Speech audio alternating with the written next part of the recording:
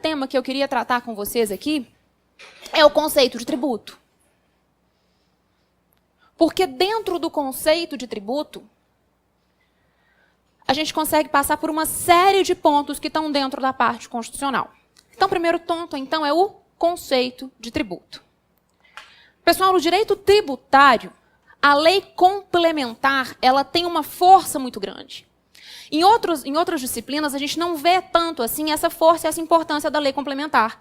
Mas no tributário, tem um artigo da Constituição, inclusive, que é extremamente importante, que vocês precisam ler com atenção, o 146. Esse artigo ele reservou uma série de assuntos do direito tributário à lei complementar. Lá no inciso 3º, a linha A desse artigo 146, nós temos a delimitação de que o conceito de tributo ele tem que ser dado necessariamente por lei complementar. Bom, em razão, então, da teoria da recepção, que está lá no 34, parágrafo 4º do ADCT, nós temos que o Código Tributário Nacional foi, então, recepcionado com status de lei complementar. Sabemos que ele é formalmente uma lei ordinária, mas ele tem força, ele tem status de lei complementar. Então, diante dessa teoria da recepção, o artigo que nos dá o conceito legal de tributo é o artigo 3º do Código Tributário Nacional. Pessoal, quem tiver com a legislação, acompanhe aí. É importante, na primeira etapa, que vocês tenham um contato muito grande com a letra da lei, com a lei seca. Grande parte das questões são retiradas daqui, ok? Então, olha o que determina esse artigo 3º.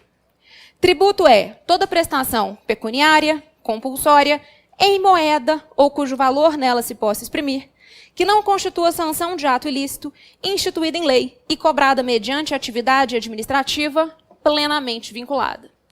Como é um conceito muito grande, para que a gente possa entender, então, os principais pilares desse conceito, vamos dividir ele nas suas principais características. Primeira característica, então, do conceito de tributo é que ele deve ser pago em pecúnia, em moeda, ou cujo valor nela se possa exprimir. Pessoal, isso aqui traz uma regra muito básica. Eu não consigo pagar tributo no ordenamento jurídico pátrio sem ser em dinheiro. Em dinheiro ou em moeda, cujo valor nela se possa exprimir. O que eu estou querendo dizer com isso? Não se admite, por exemplo, o pagamento de tributo em labore. Estou devendo o IPTU do meu imóvel localizado na zona urbana do município, e eu viro para o município de Belo Horizonte e falo, município, eu não tenho dinheiro. Não tenho dinheiro para poder pagar esse IPTU. Vamos fazer o seguinte, eu vi que você abriu concurso de procurador. Eu sou qualificado. Deixa eu trabalhar para você, e em troca disso você abate o meu IPTU? Não se admite. Não se pode pagar o tributo em labore, nem tampouco em natura. Num passado muito distante, já se admitiu. Na época do ouro aqui, na época áurea do nosso ouro, a gente tinha o 5º constitucional, que nada mais era do que um tributo. Mas hoje não se admite mais o pagamento de tributo em natura, entregando um bem para a administração. Só que aqui é importante a gente fazer uma observação, porque vocês vão ver que uma parte da doutrina faz a seguinte colocação. O artigo 156, inciso 11 do Código Tributário Nacional, ele traz como uma forma de extinção do crédito tributário a dação de um bem imóvel em pagamento. Dar um bem imóvel em pagamento não é pecúnia. Então, uma parte da doutrina começou a dizer o seguinte, olha, essa possibilidade de extinção do crédito tributário trazida nesse 156, inciso 11, ela seria uma exceção a essa característica pecuniária do conceito de tributo. No entanto, o que é importante para fins de concursos públicos? A ESAF, em 2009, perguntou perguntou o seguinte ponto. A dação de bens imóveis em pagamento derrogou o artigo 3º, que traz o conceito de tributo do CTN? Claro que não. Não derrogou. Primeiro porque essa parte da doutrina que admite que seria uma exceção, há uma outra parcela maior, uma parcela majoritária, que contra-argumenta no seguinte sentido. Isso é uma possibilidade dentre todas as demais causas de extinção do crédito. Mas a lei que institui o tributo, ela sempre traz como principal objetivo o pagamento. E aí este pagamento vai poder acontecer por meio de uma dação de um bem imóvel em pagamento. Mas o fato é, para fins de concurso, esta possibilidade de extinção do crédito não derroga, não desnatura essa característica do conceito de tributo. Ok? Ainda que dentro dessa observação, a gente tem uns julgados importantes do STF com relação à dação de bens móveis. Porque, olha só, lá no CTN, a gente tem claramente que se aceita bem imóvel. O que uma lei do Distrito Federal tentou fazer? Uma lei do DF fez o seguinte. É causa de extinção do crédito tributário para as microempresas e para as empresas de pequeno porte a dação de bens móveis em pagamento que poderão ser utilizados pelo Distrito Federal para a realização dos seus programas institucionais. Criou, então, essa forma de extinção do crédito que não estava prevista no CTN. Aqui a gente tem dois momentos do STF. Num primeiro momento,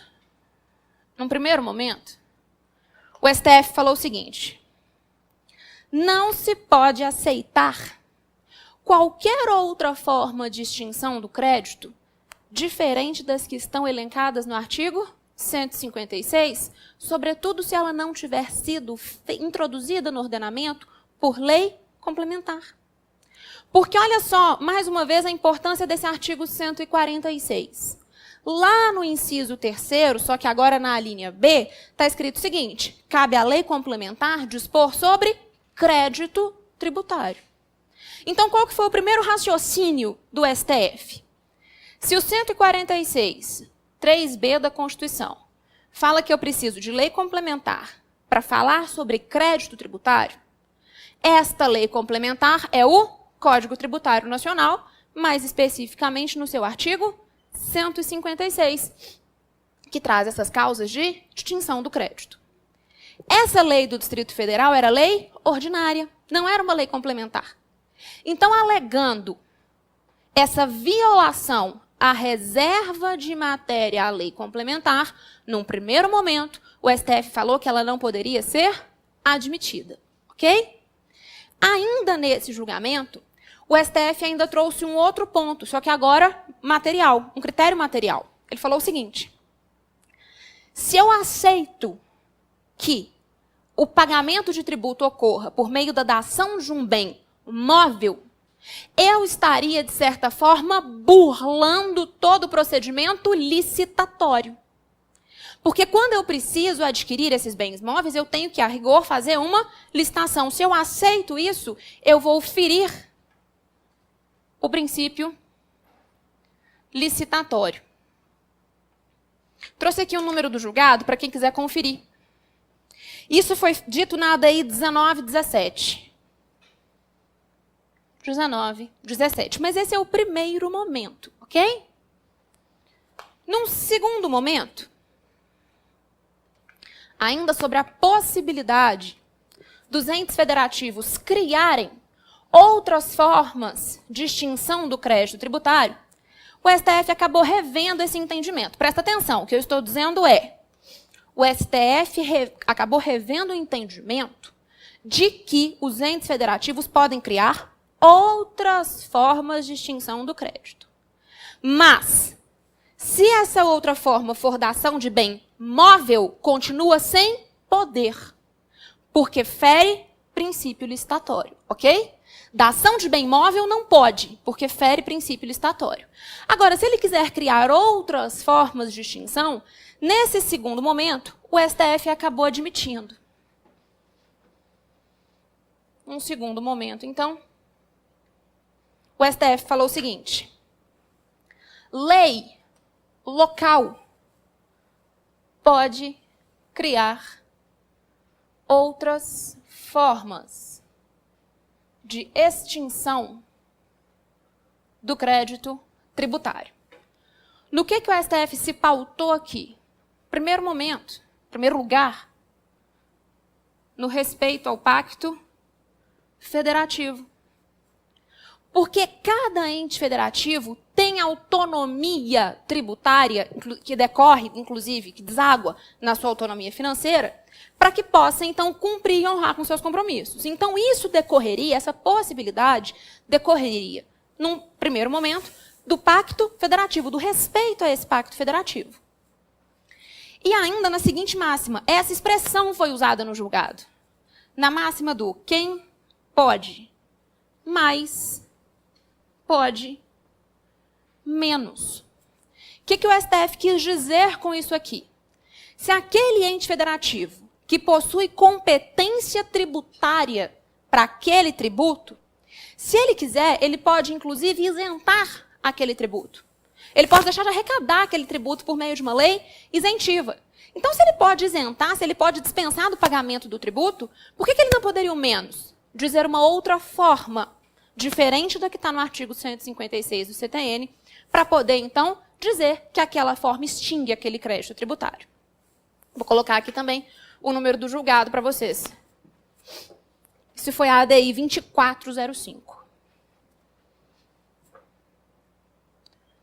Isso já, inclusive, começou a ser cobrado em concurso.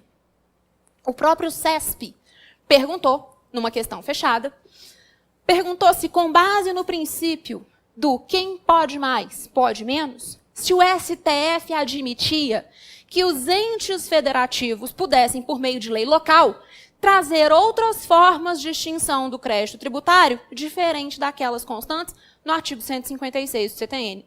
E a assertiva foi considerada correta, porque foi baseada nesse entendimento, nesse julgamento aqui do STF. Ressaltando apenas que, se for da ação de bem móvel, não pode. Bacana?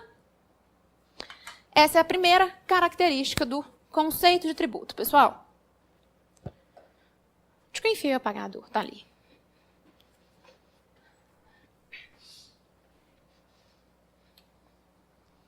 Próxima característica.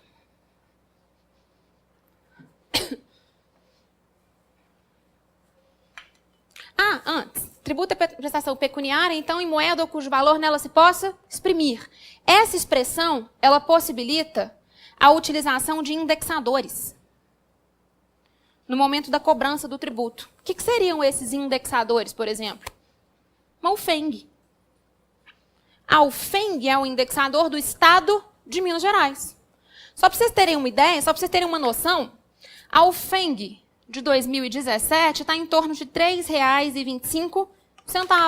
Então, não tem nenhum tipo de problema a lei dizer que aquele tributo vai corresponder a 200 UFENGs. Perceberam? Porque é simplesmente um indexador e pode ser, então, facilmente transformado em moeda. Próxima. Primeira é pecuniária. Segunda é compulsória. E essa é a característica mais tranquila do conceito de tributo.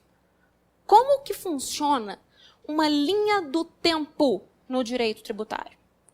Pessoal, para que possa acontecer o nascimento de um tributo, primeira coisa que eu tenho que ter é uma lei que traga a chamada hipótese de incidência daquele tributo. O que é essa hipótese de incidência do tributo? Aquela situação abstrata, prevista na lei, que, se acontecer no mundo real, ela vai dar ensejo ao chamado fato gerador do tributo. Fato gerador nada mais é do que a minha vida se amoldar nessa lei. Aquela história de Kelsen, né? A da moldura do Kelsen. Meu gato se chama Hans Kelsen. E aí meu irmão disse que a pior coisa que eu poderia ter feito é dar o nome do gato de Hans Kelsen. Mas a irmã dele chama Hannah Arendt, porque meu marido é filósofo, então ele escolheu um nome. Quando Hans Kelsen chegou, eu falei, esse é meu, né? Chama Hans Kelsen, é um demônio. O meu irmão fala que é uma forma dele se vingar do nome que eu coloquei nele. Mas é bem parecido aqui com a história da moldura do Hans Kelsen, essa ocorrência do fato gerador. Se acontece o fato gerador que está conceituado lá no artigo 114 do CTN, se acontece esse fato gerador, nasce a chamada obrigação tributária. A gente vai ver isso aqui com calma nas próximas aulas, tá? Obrigação tributária está lá no artigo 113 do CTN. Só que a obrigação, ela é muito abstrata. Eu não consigo cobrar a obrigação. Diante de uma obrigação tributária, eu consigo dizer quem é o sujeito ativo, quem é o sujeito passivo, e consigo estabelecer um gancho entre esses dois polos da relação. Alguém tem que pagar tributo e alguém tem o direito de receber, mas eu não consigo dizer quanto é, que dia que tem que pagar. Para que isso aconteça, eu transformo essa obrigação em crédito tributário. O crédito tributário, sim, ele é tangível. Como se o crédito fosse o corpo e a obrigação a alma dessa relação jurídico-tributária. O ponto importante aqui é o seguinte, que tem relação com essa compulsoriedade. Uma vez realizado o fato gerador, dele já decorre automaticamente a obrigação tributária, que precisa ser transformada no crédito. Fato é, realizado o fato gerador, esta cobrança do crédito tributário, ela é compulsória. Ela é obrigatória. Você pode ser auditor da Receita Federal. Você viu que sua mãe realizou o fato gerador do imposto de renda, você tem que cobrar. Você tem que fazer o lançamento, que é a figura da qual o fisco dispõe para transformar obrigação tributária em crédito tributário e então cobrar da sua mãe. Porque o tributo, gente, ele está dentro de uma relação de direito público.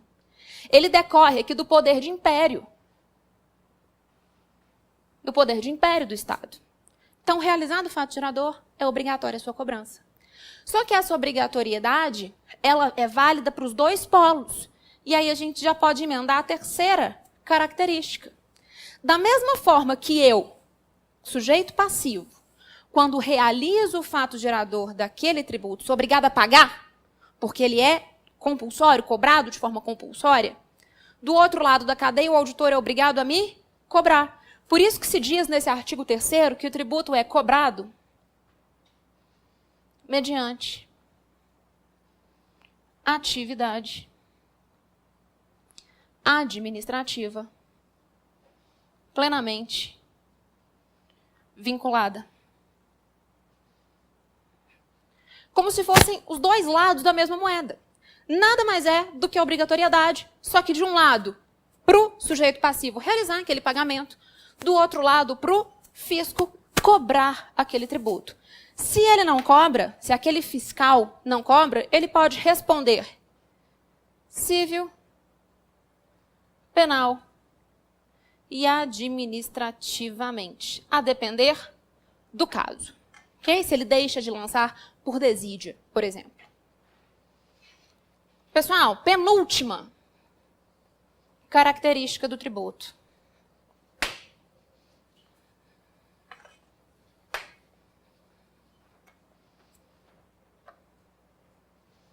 Quarta. Não é sanção. A única diferença do tributo para a multa tributária é essa. O tributo, gente, o objetivo do tributo será arrecadar ou intervir em uma determinada situação econômica ou social.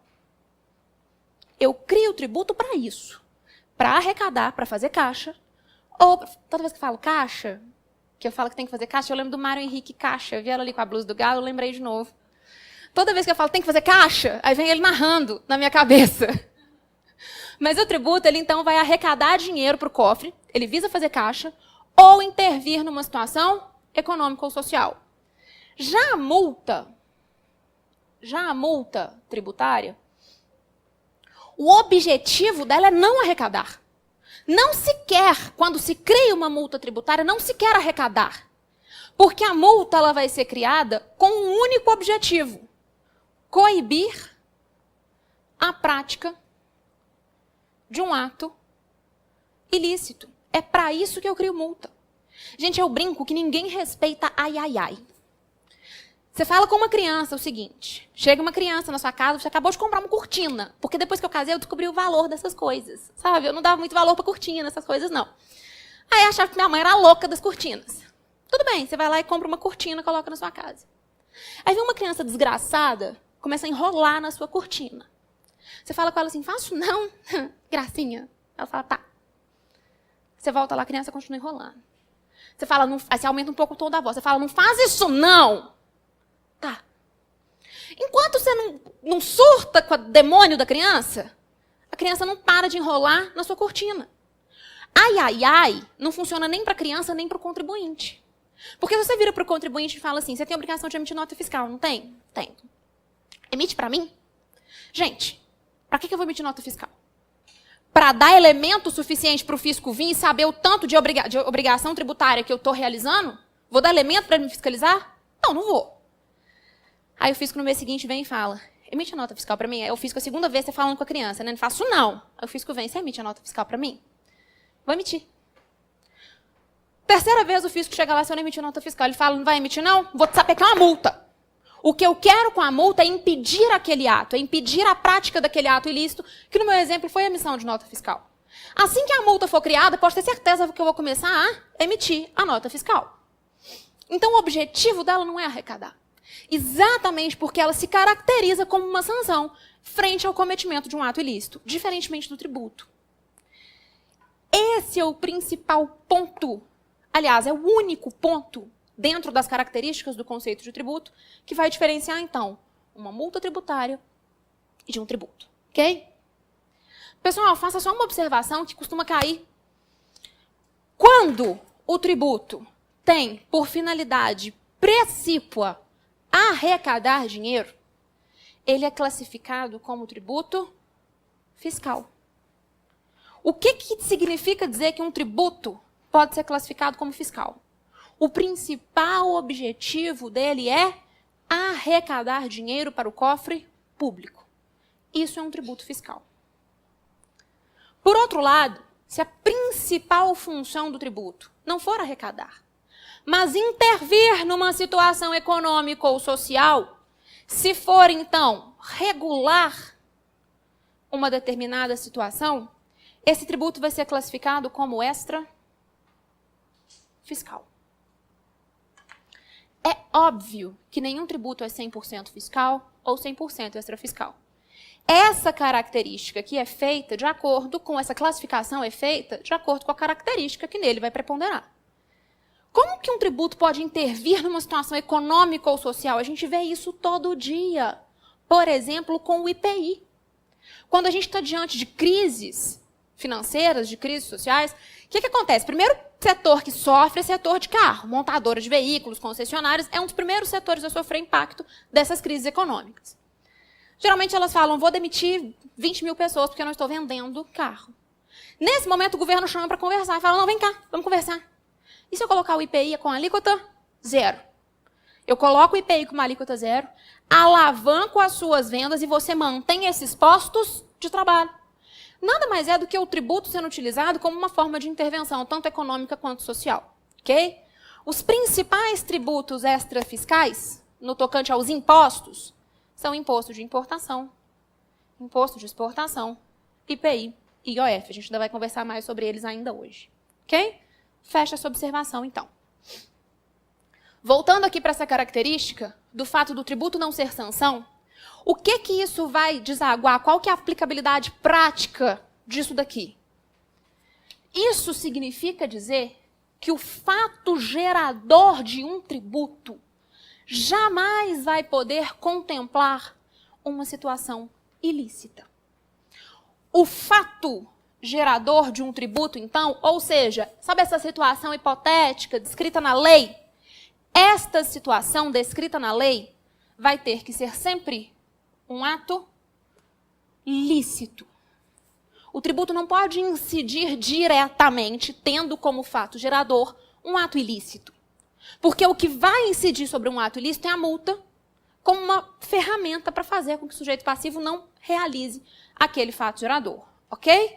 Como assim? Exemplo. Eu tô lá. Eu tenho uma loja de sapato. Tô lá vendendo as minhas mercadorias. Tô lá vendendo sapato. Gente, quando eu vendo uma mercadoria, isso é fato gerador de quem? Do ICMS. Um dos fatos geradores do ICMS é exatamente a circulação jurídica de uma mercadoria. Circulação jurídica, gente, significa mudar de dono. Então, eu vendi sapato para você. Mudou de dono? Mudou. É uma mercadoria? É. Tem fato gerador de ICMS quando eu vendo o sapato? Tem. Eu, dona da loja, vou pagar ICMS na venda desse sapato. Só que aí eu cansei de vender sapato, porque não está dando muito dinheiro. Mudei um pouco a minha mercadoria. Resolvi começar a vender cocaína. Mudei um pouco. Mudei um pouquinho de ramo. Mudei um pouco aqui a mercadoria. Ô, gente, quando o traficante te vende cocaína, tem circulação jurídica? Tem. Muda de dono. Deixa de ser dele, passa a ser meu, que comprei. A cocaína é mercadoria? É. Mercadoria, gente, é conceito do direito civil. Mercadoria é todo e qualquer bem que é colocado no comércio para ser vendido com habitualidade e intuito de lucro. Então, claramente, tanto o sapato quanto a cocaína são mercadorias. Bom, circulação jurídica da mercadoria, fato gerador do ICMS. Eu, Estado, posso cobrar ICMS sobre a venda da cocaína? Não posso. Por quê? Tributo não é sanção. Isso significa dizer que o fato gerador previsto na lei não pode admitir uma situação ilícita. E, por enquanto, vender cocaína ainda é ilícito. Está lá na lei de tráfico, a 11.343. Professora, eu não entendi. O fato gerador aqui é vender mercadoria, não é vender cocaína. Mas essa mercadoria que você está colocando no comércio, ela tem que ser lícita. Então, eu não posso cobrar o ICMS da venda da cocaína, da venda do cigarro de maconha, da venda da heroína, da venda da droga. Da mesma situação, eu não posso cobrar ISS, e aí tem uma pertinência temática maior com o seu concurso, eu não posso cobrar ISS da atividade do cafetão. Porque, gente, se prostituir no Brasil não é crime. Eu fiquei muito chocada no dia que eu descobri que é crime em alguns países se prostituir. Eu fiquei estarrecida. Falei, gente, é meu, eu faço o que eu quiser. Mas, enfim, aqui não é crime se prostituir. Mas é crime o aliciamento da prostituição. O cafetão se aproveitar do trabalho alheio é crime. Gente, ele está prestando um serviço, o cafetão? Tá, ué. Serviço de agenciamento ali da cliente dele. Pode haver cobrança de ISS? Não, porque essa atividade ela é ilícita. Não confunda isso com o que eu vou dizer agora. O fato gerador de um tributo, ele tem que ser uma situação lícita. Até aqui está claro? Mas isso é diferente das circunstâncias do fato gerador. As circunstâncias do fato gerador, elas são irrelevantes para fins de tributação. As circunstâncias do fato gerador, elas devem ser interpretadas de forma objetiva. Como assim? Com o exemplo vai ficar bem mais claro. Olha só. Patrimônio e renda. Vamos pegar os tributos incidentes sobre patrimônio e renda. Gente, tributo incidente sobre patrimônio. IPTU, IPVA, ITR. Eu tenho um fetiche com ITR. Sou louca para pagar ITR, mas ainda está muito longe. O o ITR. Imposto de tributo sobre a renda é mais fácil, né? O imposto de renda. Pensa na seguinte situação. Estava lá no escritório até umas 6 horas da tarde, deu 6 horas da tarde, parei de advogar e vim para cá. Tanto advogando quanto dando aula, estou oferindo renda, não estou? São atividades lícitas? Sim. São atividades lícitas. Agora pensa nesse traficante aqui. Ele lá vendendo a cocaína. Se bobear não, ele ofere muito mais renda do que eu. Muito mais renda do que eu. E ele tem quantas fazendas ele quiser para pagar quantos ITRs ele quiser. IPVA, IPT, ele compra carro com o dinheiro do tráfico. Ele compra imóveis com o dinheiro do tráfico. O ponto é o seguinte, pensa no seguinte, olha esse iceberg aqui, isso aqui é um iceberg. A ponta desse iceberg é o fato gerador do tributo. O que eu vejo em cima da água é o fato gerador do tributo. Isso aqui tem que ser uma situação lícita, porque a lei não pode prever uma situação ilícita para que dela decorra o nascimento da obrigação tributária. Então, o que eu vejo em cima da água é só a ponta do meu iceberg, corresponde ao meu fato gerador. Só que embaixo da água tem muito mais coisa. Embaixo da água estão as chamadas circunstâncias desse fato gerador. O que eu estou querendo chamar a sua atenção aqui é o seguinte. Se a circunstância do fato gerador for lícita ou ilícita, pouco importa para fins de tributação. Eu não estou vendo. Quando eu olho para a água, eu vejo a ponta. E eu vejo a ponta, que é o fato gerador, que tem que trazer uma situação lícita. O que está por baixo não interessa para o fisco. Como assim? Se eu estou auferindo renda de uma situação lícita, advogar e dar aula, eu tenho que pagar imposto de renda. Eu, se tiver comprado um carro, tenho que pagar o IPVA daquele carro, o IPTU daquele imóvel, o ITR daquela fazenda. Pouco importa se o meu dinheiro, se a minha renda ou se o meu patrimônio veio de uma atividade lícita ou ilícita. Porque, da mesma forma, o traficante também está lá oferindo renda como uma atividade ilícita, mas a circunstância de oferir essa renda é irrelevante para fins da tributação do imposto de renda. Porque o que o fisco está vendo? Renda. Disponibilidade econômica ou jurídica de renda ou proventos de qualquer natureza. É o que ele vê aqui em cima. A ponta é lícita. Como ele conseguiu aquela renda é irrelevante. De onde veio o dinheiro para o traficante comprar o carro é irrelevante. Porque o fato gerador do IPVA é ter veículo automotor terrestre. Perceberam? As circunstâncias, então, que eu aufiro patrimônio ou renda, está debaixo d'água. As circunstâncias, elas são irrelevantes. Isso está expresso no artigo 118, inciso 1º do Código Tributário Nacional. Pessoal, isso aí foi elevado à categoria de princípio, chamado princípio do pecúnia non olet, ou simplesmente non olet. Princípio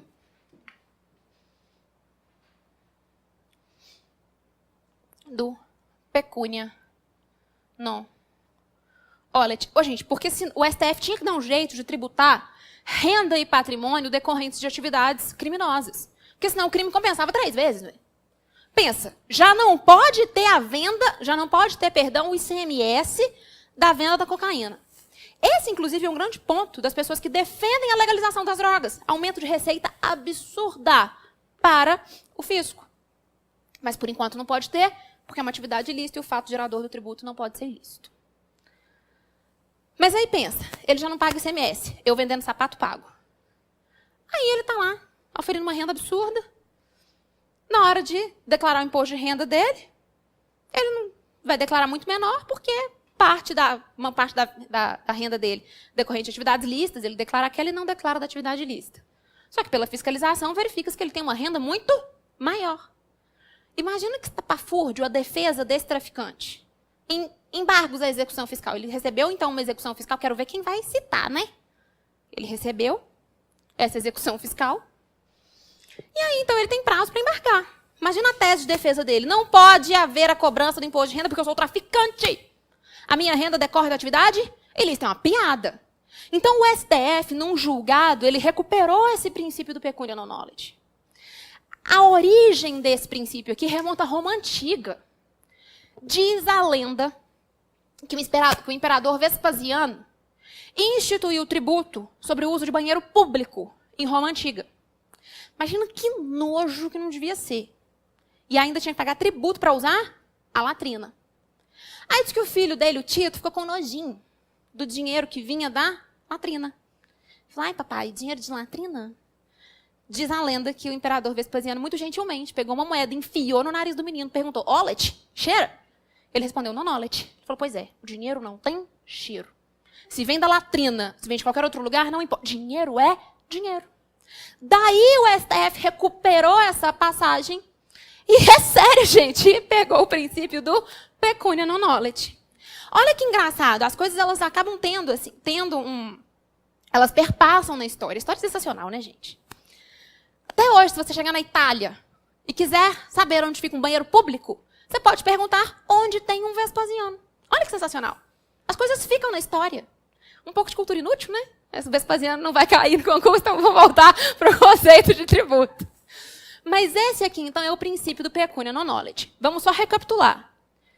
O fato gerador de um tributo nunca, jamais poderá ser uma situação ilícita. Por isso que não pode se tributar a venda da cocaína, o serviço da cafetinagem. Porque são atividades ilícitas. Agora, a circunstância do fato gerador, o que está por baixo do pano, o que está debaixo d'água, se a circunstância é lícita ou ilícita, eu não quero saber. Porque eu interpreto essa circunstância de forma objetiva e isso permite a tributação de renda e de patrimônio decorrentes de atividades criminosas. Bacana? Essa é a quarta característica. A quinta e última é a seguinte.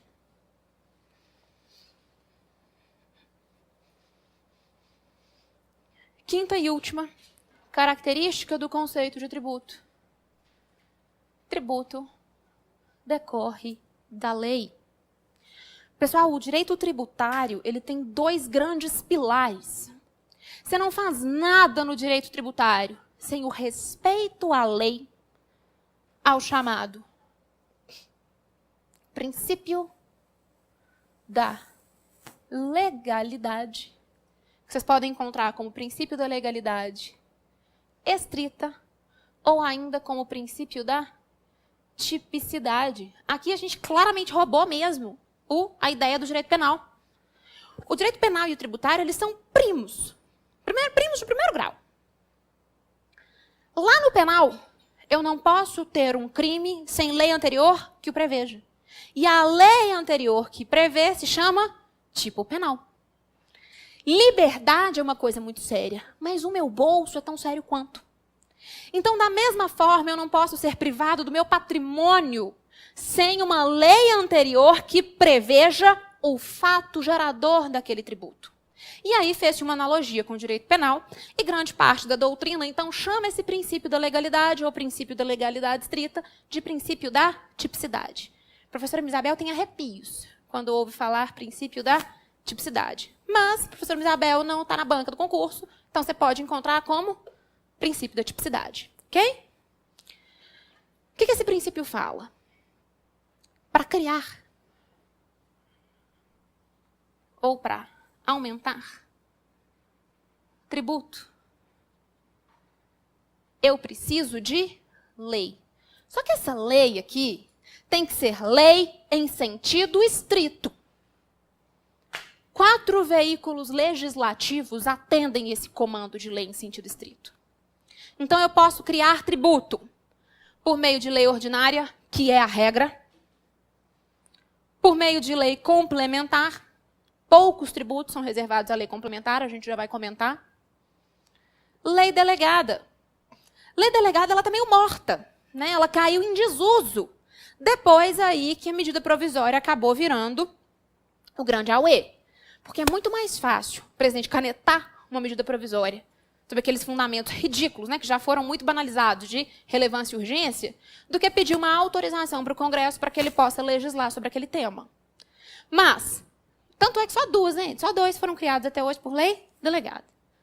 Lei ordinária, lei complementar, lei delegada e sim, a medida provisória atendem ao comando de lei em sentido estrito. O STF ele já há muito tempo pacificou o entendimento de que medida provisória atende a esse comando para fins do respeito ao princípio da legalidade, ok?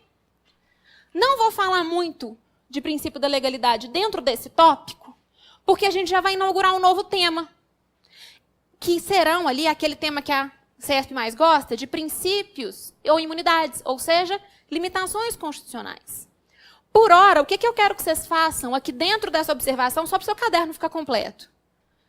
Criação de tributo depende de lei. E para... Isso é importante. Observação. Não há exceção do princípio da legalidade, que está lá no artigo 150, inciso 1º da Constituição, quando o assunto é criação de tributo. Para criar um tributo, gente, sempre por meio de lei. Então, se a questão já começar dizendo que um decreto criou o ISS, que uma portaria criou o tributo tal, já acende uma luz de alerta na sua cabeça. Porque criação de tributo é sempre por meio de lei em sentido estrito. Sempre por meio de um desses instrumentos aqui. Criação não tem exceção. Ok? A gente vai continuar falando do princípio da legalidade. Só que vamos aproveitar para inaugurar um novo tema. Tá? Fechamos, então, o conceito de tributo. Vamos agora para um outro tema, que são as limitações constitucionais ao poder de tributar.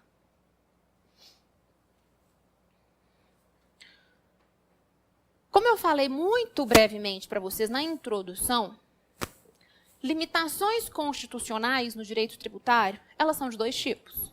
Nós temos os princípios e as imunidades.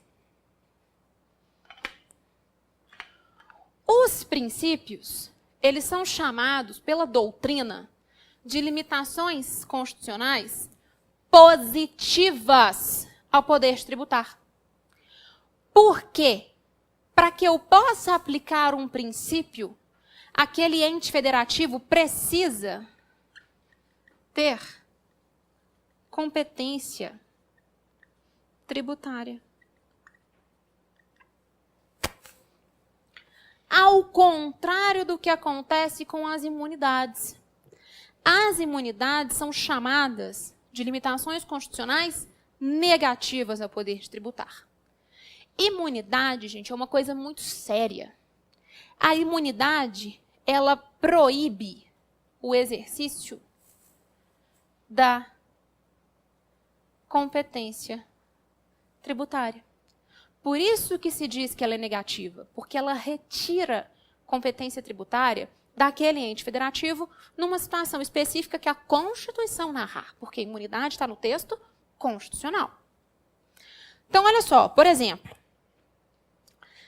está lá na Constituição, no artigo 156, inciso 1º, que os municípios poderão criar o IPTU toda vez que se realizar esse fato gerador, qual seja, propriedade de um imóvel localizado na zona urbana do município.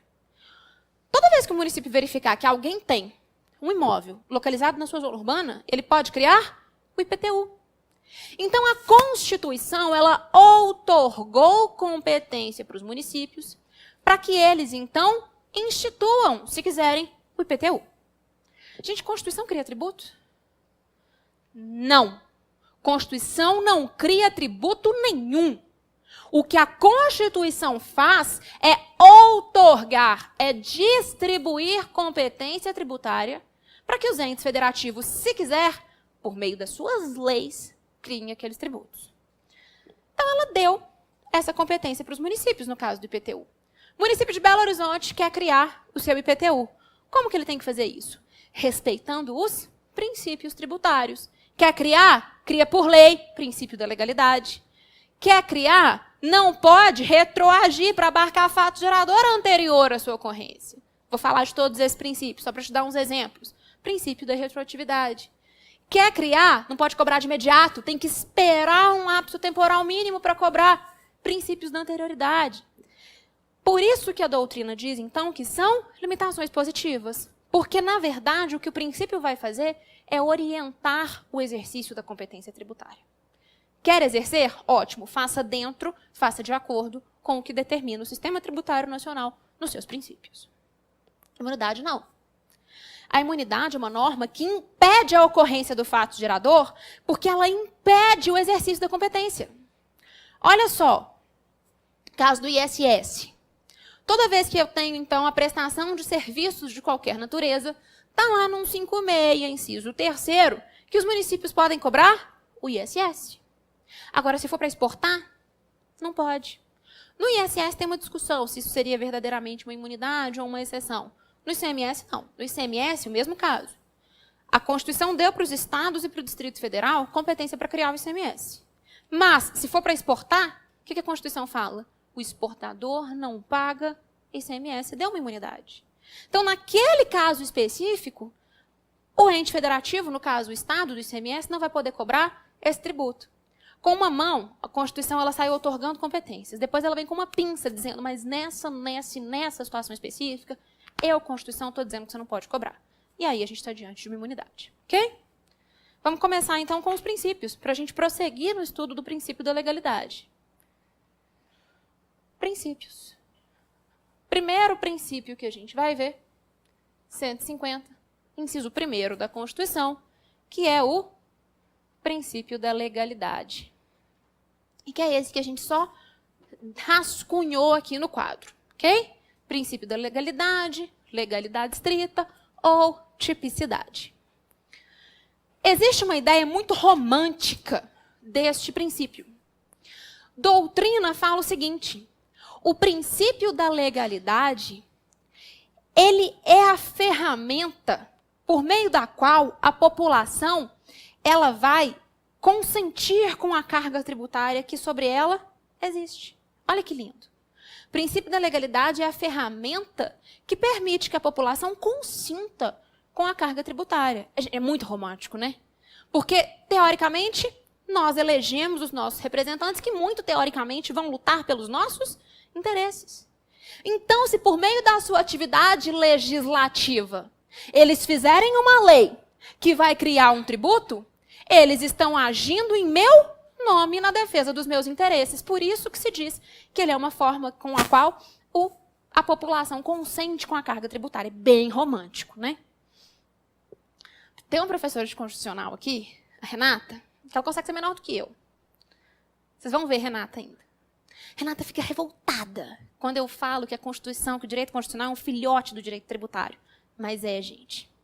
Como que nasceu a Constituição? Por conta de um rei maluco, sem terra, que resolveu tributar sem lei. Doeu no bolso? O pessoal falou, alto lá. Sem lei não tem tributação. Nasce o princípio da legalidade e nasce junto com ele o direito constitucional.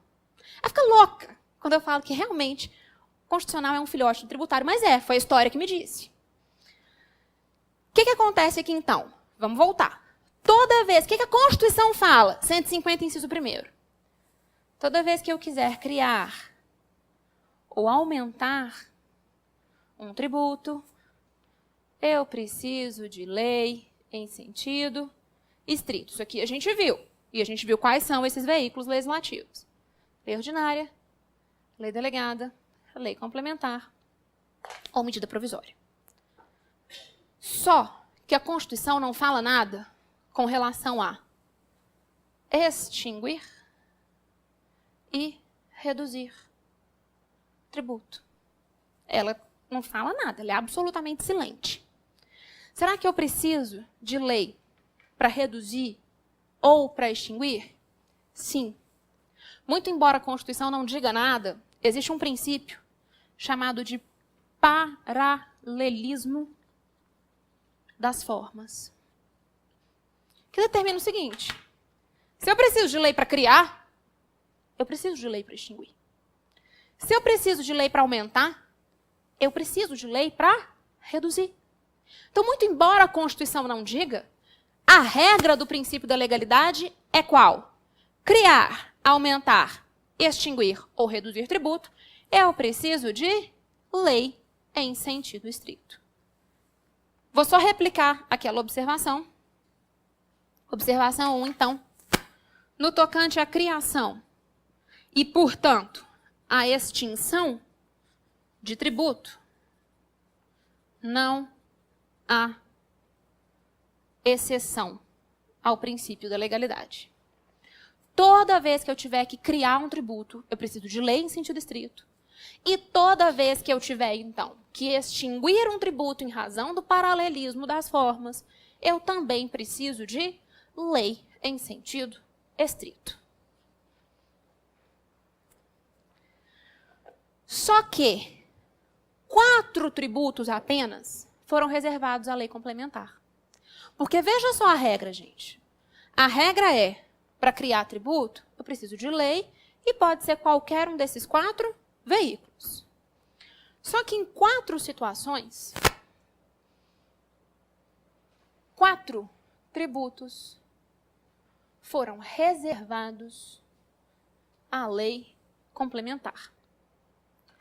Como que eu sei que um assunto foi reservado à lei complementar? Eu tenho que olhar na Constituição. Porque a Constituição vai dizer, cabe à lei complementar fazer isso ou isso ou aquilo. Isso é a reserva de lei, a reserva de matéria à lei complementar. Lembrando que não há hierarquia entre lei ordinária e lei complementar. Não tem hierarquia. O que eu tenho é uma simples reserva de matéria.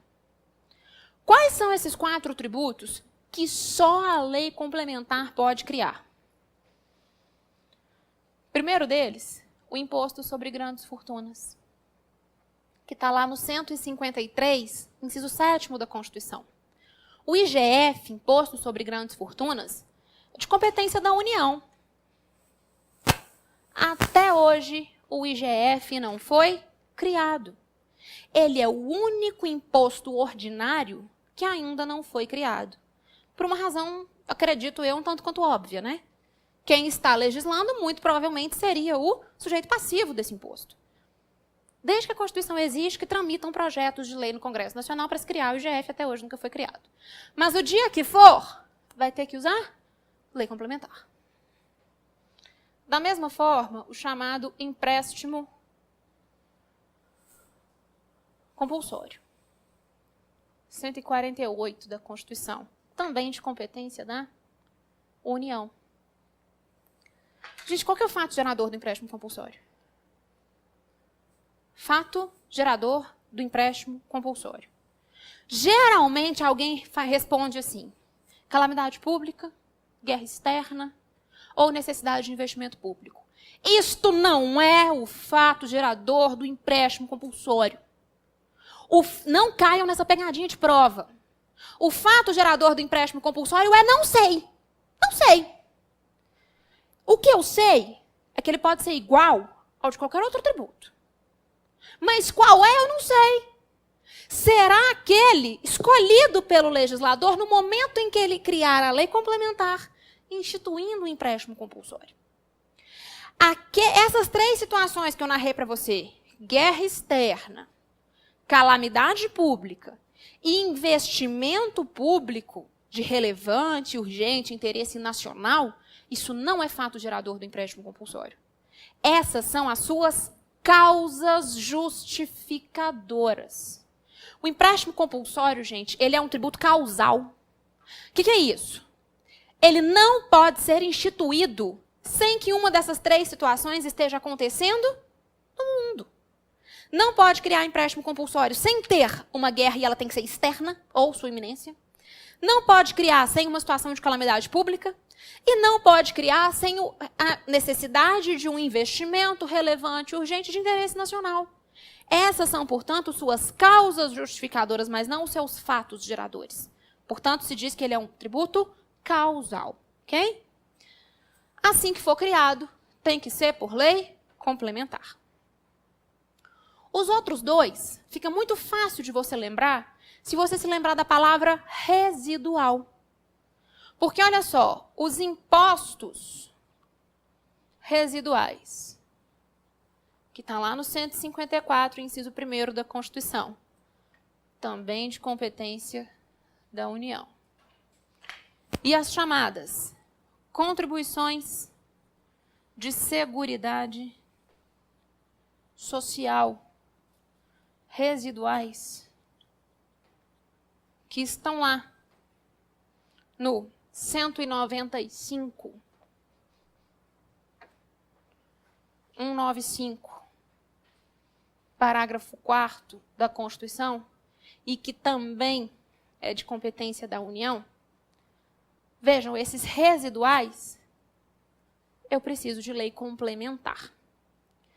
De onde que eu retiro que eu preciso de lei complementar para os impostos residuais? Lá desse artigo 154, inciso 1º.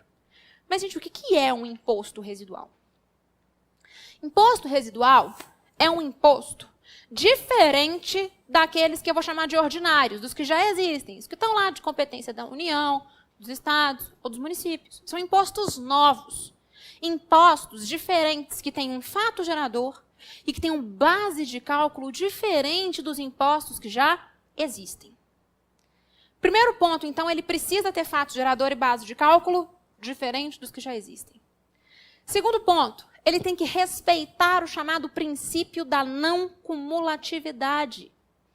Gente, o princípio da não cumulatividade é um princípio fantástico que impede que numa cadeia produtiva a tributação se torne muito cara a ponto de embaraçar a venda daquele produto, daquele serviço ou daquela mercadoria.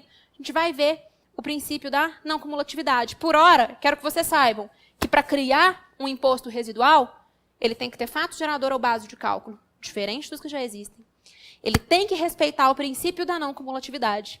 E ele tem que ser criado por lei complementar. Essa mesma lógica dos impostos residuais, a gente usa para as contribuições de seguridade social residuais. Gente, contribuição de seguridade social, elas financiam só 3 direitos sociais. SAP. Saúde, assistência e previdência. Artigo 194 da Constituição te conta isso. Todas as contribuições de seguridade social, elas servem para financiar esses 3 direitos sociais. Todas elas, as que já existem, as ordinárias, estão lá no 195 da Constituição. Todo mundo conhece. PIS, COFINS, CSLL, contribuição sobre folha de salários, são todos exemplos de contribuições ordinárias de seguridade social. Só que se a União quiser, se ela tiver criatividade para isso, está escrito lá no 195, parágrafo 4º, que ela pode criar outras formas para financiar a seguridade social. Essa outra forma é que são as contribuições de seguridade social residuais. Professora, mas no parágrafo 4º desse artigo 195 não está escrito lei complementar. Está escrito cabe à lei. De onde você tirou que tem que ser lei complementar? Porque no final desse parágrafo 4º ele fala assim: respeitado o disposto no artigo 154, inciso 1º. E o artigo 154, inciso 1º, fala o quê? Que tem que ter base de cálculo, fato gerador diferente dos que já existem, que tem que respeitar o princípio da não cumulatividade e que tem que ter lei complementar. Só um ponto importante aqui, um julgado do STF com relação a isso aqui. Gente, o STF ele entende que não tem problema nenhum um imposto ordinário, tá? Um imposto ordinário, ter fato gerador igual de uma contribuição social ordinária. Não tem problema nenhum. Olha um exemplo. Venda de mercadoria. Suponha que a minha mercadoria seja gasolina. Se eu vendo mercadoria, essa mercadoria sendo a gasolina, incide qual imposto? ICMS. Só que incide uma contribuição aí.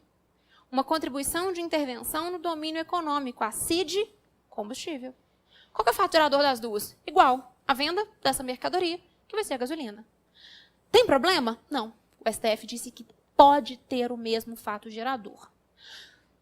Então pensa comigo. Se um imposto ordinário pode ter o mesmo fato gerador de uma contribuição ordinária, Será que um imposto residual pode ter fato gerador igual de uma contribuição ordinária? Será que uma contribuição residual pode ter fato gerador igual de um imposto? Perceberam? O que o STF falou? Ele falou o seguinte. Você faz um conjunto aqui, o conjunto dos impostos e o conjunto das contribuições especiais como um todo, tá? Não só sociais, mas especiais como um todo. CID, contribuição corporativa, social, por aí vai. O que você tem aqui dentro são os ordinários, tá? Então, você tem, por exemplo, IPTU, ISS, contribuição, CSLL e PIS. Eu não posso, de acordo com o artigo 154, inciso 1º, eu não posso ter um imposto residual igual ao fato gerador do imposto ordinário, concorda? A regra é clara. Eu não posso ter uma contribuição residual com fato gerador igual a das contribuições que já existem. Mas eu posso ter imposto com fato gerador igual de contribuição e posso ter contribuição igual fato gerador de imposto, sem problema nenhum. O que o STF entendeu, gente, é que não pode haver essa identidade na vertical. Imposto com imposto residual. Contribuição com contribuição residual. Cruzado? Pode. Então, uma contribuição residual, ela pode ter fato gerador igual de imposto. Perceberam? E o contrário também. Como que o STF interpretou essa remissão que a própria Constituição fez? Da seguinte maneira. Quando o 195, parágrafo 4º, remete a 154, no caso das contribuições, ele está querendo dizer o seguinte. Uma contribuição residual não pode ter fato gerador igual de uma contribuição que já existe. Um imposto residual não pode ter fato gerador igual de um imposto que já existe. O contrário, tudo bem. Bacana? Então, só esses 4, gente, só esses 4, eu preciso de lei complementar para criar. E óbvio, gente, se eu preciso de lei complementar, se tem a reserva de matéria à lei complementar, nada mais vai poder criar. É só a lei complementar. Se a questão começar a te contar que qualquer outro tributo, além desses 4, precisa ser criado por lei complementar, está errado. E olha só, você pode até esquecer quais são os 4 tributos reservados à lei complementar. Mas está vendo que são todos da União? Isso já te ajuda na hora da prova, se você tiver que chutar uma alternativa. Te fala que o ISS, que é de competência municipal, precisa de lei complementar. Você não lembra os tributos, mas você lembra que é só da União. Todos 4, então, são de competência exclusiva ou privativa da União. Bacana? Existem exceções ao princípio da legalidade? Sim. Em prova fechada, é o que mais cai, as exceções. Quais são essas exceções ao princípio da legalidade? 150, inciso 1º da Constituição. Pessoal, primeira exceção e a que mais cai, ela despenca em prova. Ela cai muito. 153, parágrafo 1º da Constituição. Lembra que eu te falei o que é o imposto extrafiscal? Aquele que tem como finalidade precípua regular uma determinada situação? Quais são eles? Imposto de importação, imposto de exportação, IPI e IOF. Pensa comigo. Se eu quero regular uma situação, eu quero regulá-la para agora. Eu não quero ficar esperando, não quero depender de processo legislativo, não, que pela própria definição, ele demora. Processo legislativo não é uma coisa célere. Se eu tenho o objetivo de regular, eu tenho que ter uma flexibilidade maior no momento de utilizar esses impostos como um instrumento de atuação na economia ou nas questões sociais. Por esta razão, esses 4 são exceção ao princípio da legalidade. Mas muita atenção. Após a Constituição de 88, pós-CF de 88, essas exceções ao princípio da legalidade, elas estão restritas a alíquotas de tributo. Alíquotas. Porque, gente, um tributo, o seu aspecto quantitativo, ele pressupõe a existência de uma alíquota e a existência de uma base de cálculo. Sobre uma determinada base de cálculo vai incidir uma alíquota e eu vou saber, então, quanto que eu tenho que pagar a título daquele tributo. As exceções ao princípio da legalidade, elas estão adstritas às alíquotas do tributo. Por essa razão, houve uma revogação tácita de trechos dos seguintes artigos do CTN. 21, 25 e 65. Deixa eu só confirmar o 65. 21, 25 e 65. Olha o que esses artigos falam, gente, do Código Tributário Nacional. Eles não foram integralmente revogados, não. Só uma expressão foi tacitamente revogada. Olha o 21. O 21 fala do imposto de importação.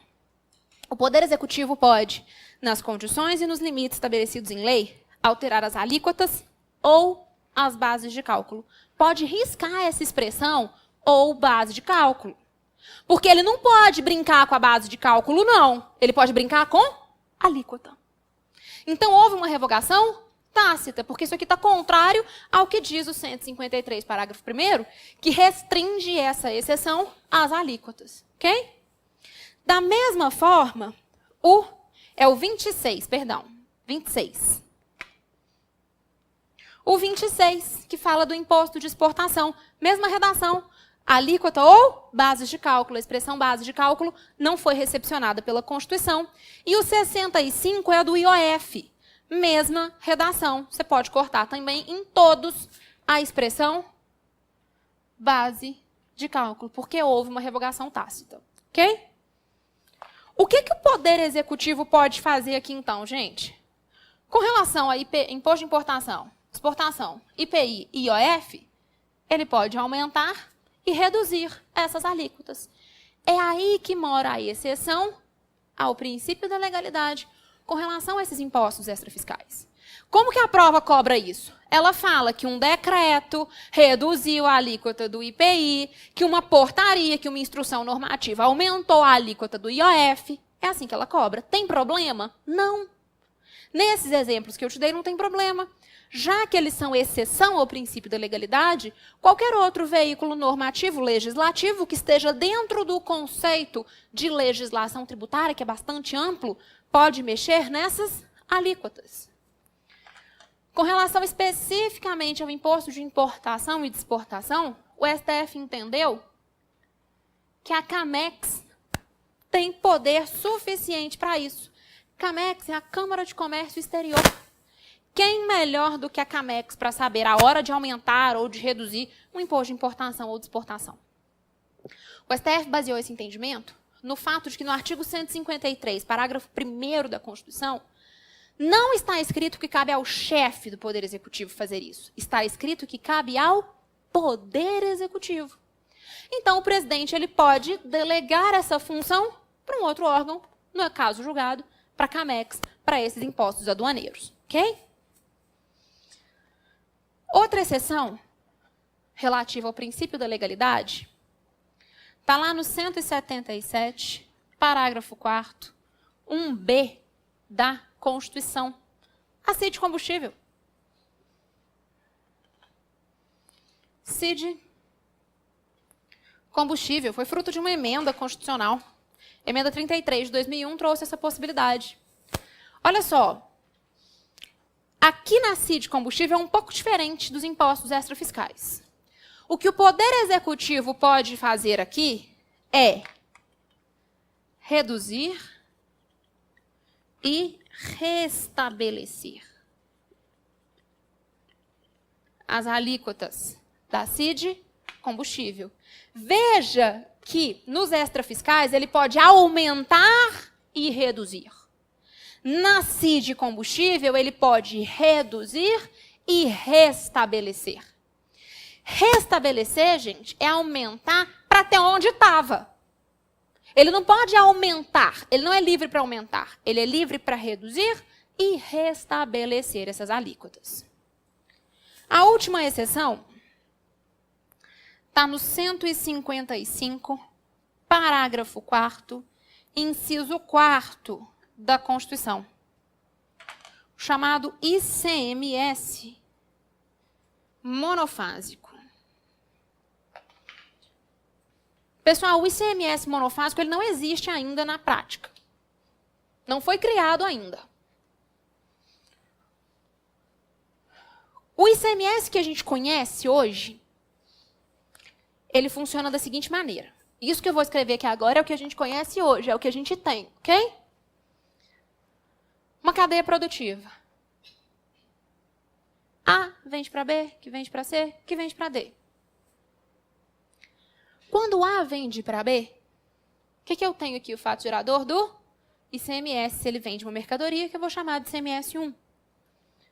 Quando B vende para C, eu tenho um novo fato gerador do ICMS. ICMS 2.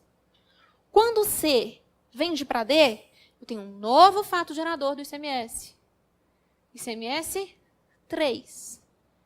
O ICMS que a gente conhece, ele é assim. Ele incide ao longo de toda a cadeia produtiva. O ICMS que nós temos instituído é chamado de plurifásico. Ele incide em mais de uma fase da cadeia de produção. Esse é o ICMS que a gente tem. O monofásico, o próprio nome já te diz, ele vai incidir uma única vez ao longo da cadeia. Onde? Não sei, ele não foi criado. Suponhamos que seja aqui. Então, se eu estiver falando do monofásico, eu não tenho ICMS 1, 2 e 3, eu tenho ICMS.